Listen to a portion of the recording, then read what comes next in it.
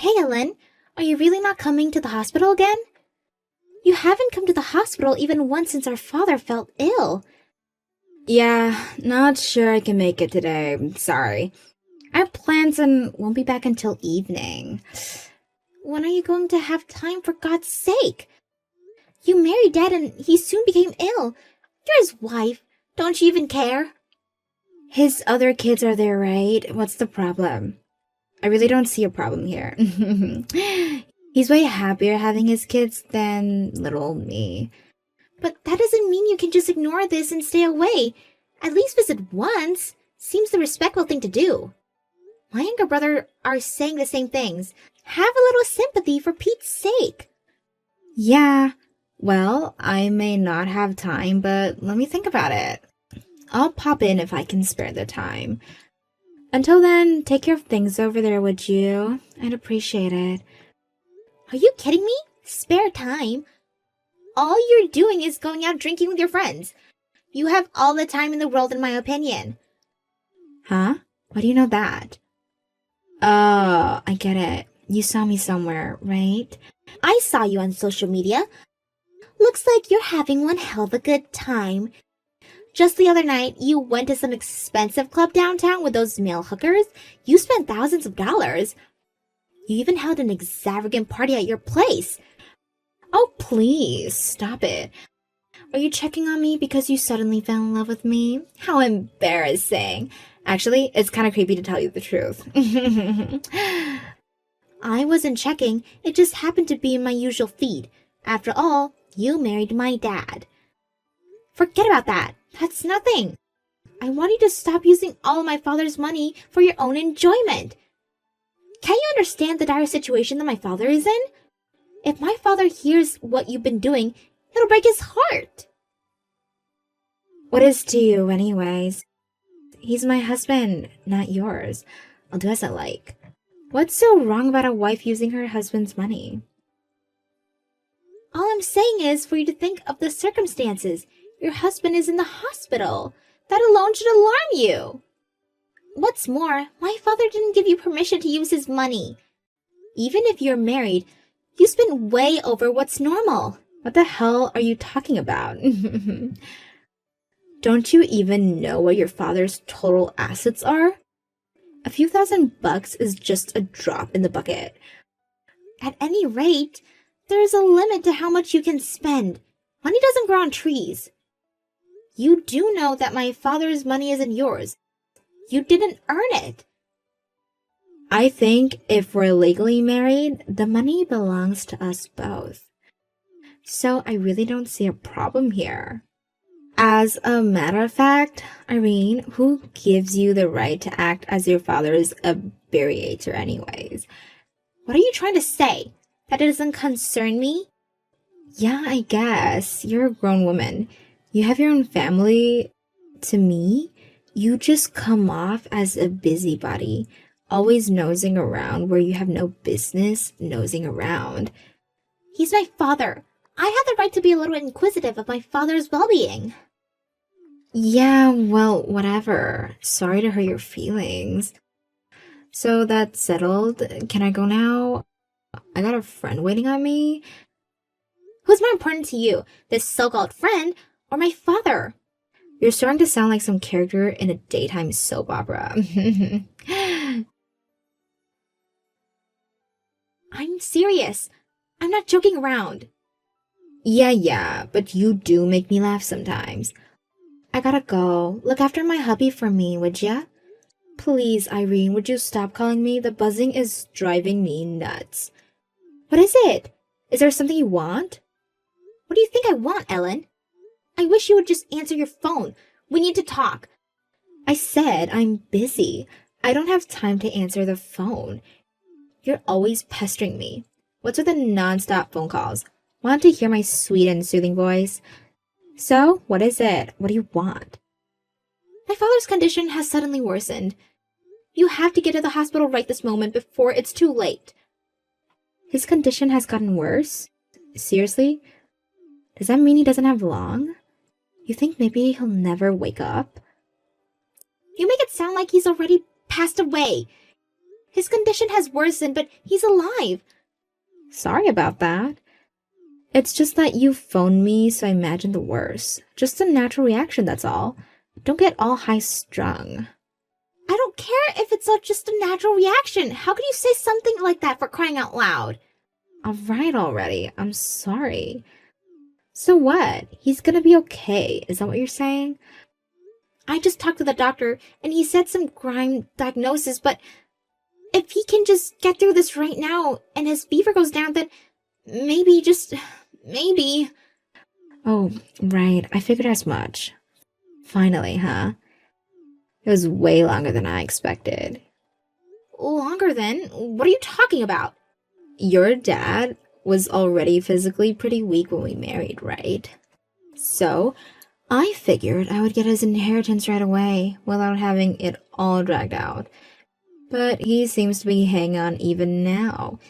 But maybe the long wait is over, huh? I was getting worried that his word would go on for months or maybe years. That would have been hell. Hang on a second, Ellen. Are you seriously saying that? Although you haven't been married for long, the fact does not change that he's your husband. Right back at you, Irene. Do you really believe what you just said? Do you realize how old your father is, for goodness sake? He's like the same age as my folks. Did you really think I loved him? You're way dumber than I thought if you believed that. Now you're the one making jokes, Irene. Are you telling me that you married my father just for his money? You really think I would marry an old sick cheeser like your father? Out of love? For the love of God, you're delusional. But I did fulfill my spousal obligations. You have no right to accuse me of anything, my dear. What spousal obligation? All you did was use my father's money to enjoy yourself. Not once did you visit my father in the hospital. How could you even say that? After his previous wife passed away, I was the one who cheered him up. He was crying out of companionship. He said he was lonely, and I satisfied his needs. That's all he wanted. I paid my dues to him. No one can fault me for that, much less you. Your attitude is despicable. Don't you have a modicum of sympathy for my father? Please, don't start with the melodrama again. I'm really not in the mood. Just text me when he's gone, okay? I'll make sure I attend his funeral. I can do that much. But all the preparations are too much for me, so you guys handle that part, okay? I can't believe the lack of respect you have towards my father. I can never forgive you for this. Just remember that. Do you really think everybody who attend the funeral will even talk to you? The only people who'll be coming to the funeral will be relatives and from the people of work. Right? After the funeral, they'll just end up as total strangers to me. I don't really give a damn what they think of me, to be honest. Okay, so don't forget to call me. See ya. Hey, Irene. Must have been pretty hectic with the funeral and all. You're the eldest, so it must have been hard on you. My brothers were here with me. They helped me out, so it's fine. Unlike someone I know. You sound kind of upset. You are, aren't you? You're mad at me. I can't understand why you would think otherwise. Actually, I'm furious. You didn't even show up after my father died. You really had the nerve show up at the funeral? If you weren't my father's wife, I would have taken that broom and kicked you out of there. Goodness me. No need to get so angry, Irene.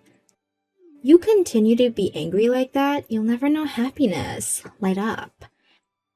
Sorry, but I really can't stoop to your level. And why the hell are you texting me? I have nothing more to do with you. I'm pretty busy right now, so I wish you would just make it quick. You don't have to be so rude. Oh well, whatever. I just want to verify something with you. That family meeting to discuss what's going to happen going forward, that's tomorrow, right? Yeah, that's right. Tomorrow at noon. What do you care? Care? Of course I care. What are you, nuts? The most important issue has to be discussed. I also want to convey something to you to make sure there is no misunderstanding. Please stop beating around the bush, would you? Just give it to me straight. Like I said, I'm busy. Yeah, right. Then I better get on with it, huh? About that inheritance, it all belongs to me. Just so you guys are aware of that. All you kids must nullify all rights to my inheritance. You get that? Boy, you don't give up, do you? I was wondering what you were going to say. Is your brain made out of money? That's all you think about. I bet you see dollar signs everywhere. In addition to that, you don't seem to know anything about anything. I'm amazed by your total stupidity. What the hell are you talking about? What do you mean I know anything? Come on, explain yourself. Actually, we all only learned about this the other day in the hospital. We learned that you and my dad were never really married. So, about that inheritance that you were counting on, you get nothing, I'm afraid. Pardon me? Are you out of your mind? You've totally lost it, Irene. I'm not laughing for information, not funny. Anyways, a butt-faced lie won't pass muster with me. It's not a lie. I checked all of Dad's documents after he passed. There's no evidence whatsoever that he even married you. No marriage certificate, no application to City Hall, nothing. That can't be right. Did you even check the proper papers? I distinctly remember signing the marriage application. He even gave me a wedding ring. I have it right here. Yeah, you signed it all right, but Dad never submitted. Meaning, it's just a useless piece of paper. I found the application with your name on it in Dad's desk drawer. I had no idea about the ring. So, legally speaking, you and my dad aren't married. Just total strangers. You have zero right to inherit even 1 penny. Don't give me that crap. This is not possible. We're legally married. Check the other papers. Oh, I get it. You're making this all up so you guys can hoard the whole thing. That's what this is about, isn't it? Why would I go through all this trouble to contact someone elaborate lie? A little checking and the whole lie would be proven false. I don't know about that. You could falsely something. You could falsify something. Show me the proof then. I want to see the proof. You really don't believe me, do you? You want to see his personal legal files? Okay. It's an official notarized document. I think it'll be proof enough. Nothing in here about you. Here's a photo of it. What the hell is this? My name? Where's my name? He never legally registered me as his wife? How can that be? Here's your proof. Straight from Dad's files.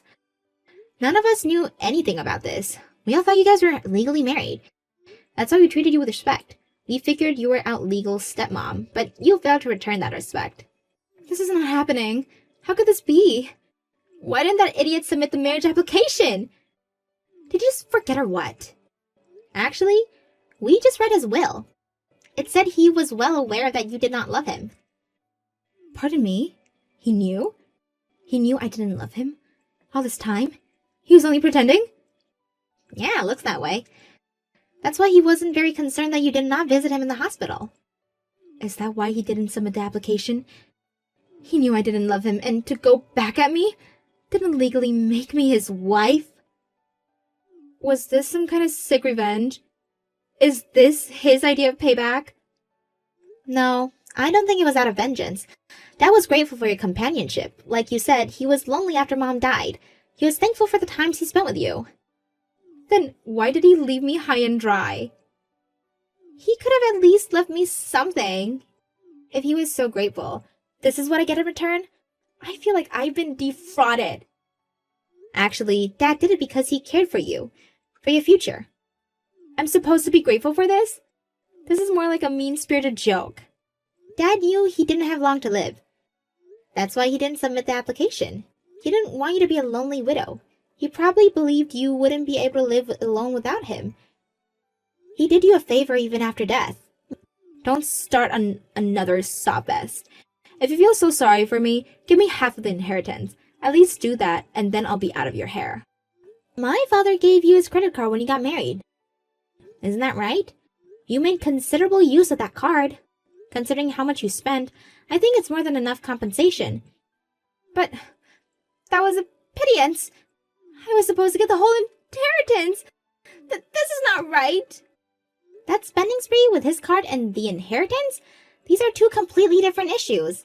But I'm sure if we check the card statements, it'll be obvious that you spent quite a bit. I don't see why you would ask for more. That's just being greedy, but greed is your forte. You never had a modicum of love for my father. Why should you even receive anything from him? But what was I supposed to? I mean, Why did I even marry that old geezer? I waited patiently for him to pass so that I could enjoy the rest of my life.